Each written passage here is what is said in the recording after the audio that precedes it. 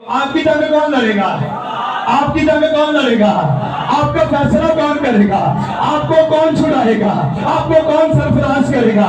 اس کا نام الوہیم ہے، اس کا نام یہوہ یری ہے، اس کا نام وہ جہان کا خالق اور مالک ہے، اور وہ اپنے کلام کو نازل فرما کر اپنے لوگوں کو نکال کے لے جاتا ہے۔ یہ وہ خدا ہے جس خدا کی میں اور آپ کی عبادت کرنے کے لیے یہاں پر موجود ہے۔ پڑھیے گا پہلے، میرے ساتھ رہیے گا۔ تب موسیٰ نے کس سے کہا؟ اب یہ موسیٰ کون ہے بھائی؟ موسیٰ خدا کا بندہ، موسیٰ خدا کا نبی، پہلا لیڈر، پہلا نکالنے والا۔ اسرائیل کے اندر 4 شریعت کی کتابیں اس پر کیا ہوئی ہیں؟ نازل ہوئی۔ موسیٰ خدا کا بندہ، اور موسیٰ ایسا بندہ تھا خدا اس سے بات کرتا تھا۔ ہاللیلویا۔ ٹائم کے مطابق موسیٰ پہاڑ پر جاتا، جب پہاڑ پر جاتا تو وہاں پر آپ کا خدا اور موسیٰ کا خدا آ جاتا اور آ کر کہتا کہ دیکھ میرے پیارے بندے موسیٰ، فرعون نے میری قوم پر، میری بیٹیوں پر، میرے بیٹوں پر، میرے بچوں پر ظلم کیا ہے، اب تمہیں کیا کرنا ہے؟ ان کو نکال کر وہاں سے لے کر آنا ہے۔ آگے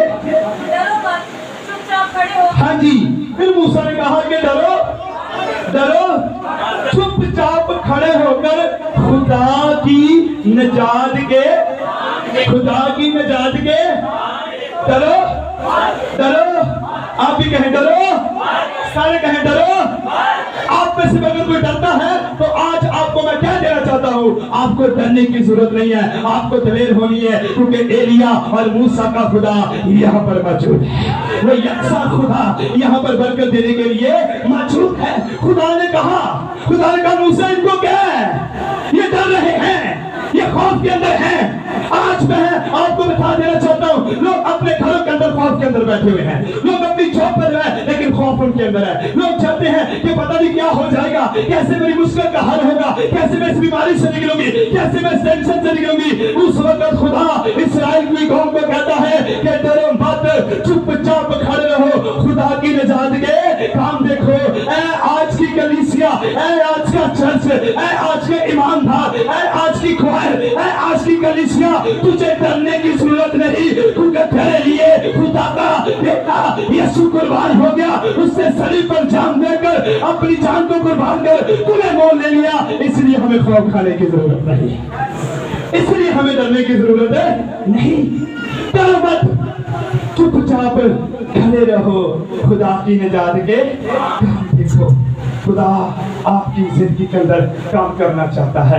خدا آج میرے اور آپ کے گھرانوں کے اندر کام کرنا چاہتا ہے۔ خدا میری اور آپ کی لائف کے اندر معجزات کرنا چاہتا ہے، لیکن ہمیں ڈرنے کی ضرورت نہیں ہے۔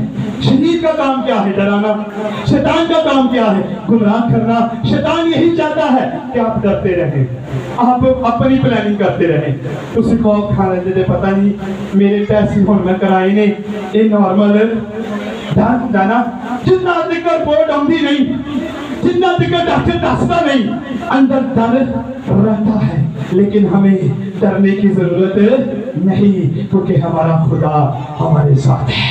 ہاللیلویا، ہمارا یسوع ہمارے ساتھ ہے۔ اس لیے خدا نے کہا کہ موسیٰ اس قوم کو کیا خاموش چپ، اگر میں انہیں وہاں سے نکال لایا ہوں تو میں بیل کو جب کے توڑی سے بھی کر دوں گا، اگر میں وہاں سے یہاں تک انہیں لایا ہوں تو سن لے فرعون کچھ نہیں کر سکتا، کیونکہ میں ان کے ساتھ ہوں، میں تمہارے۔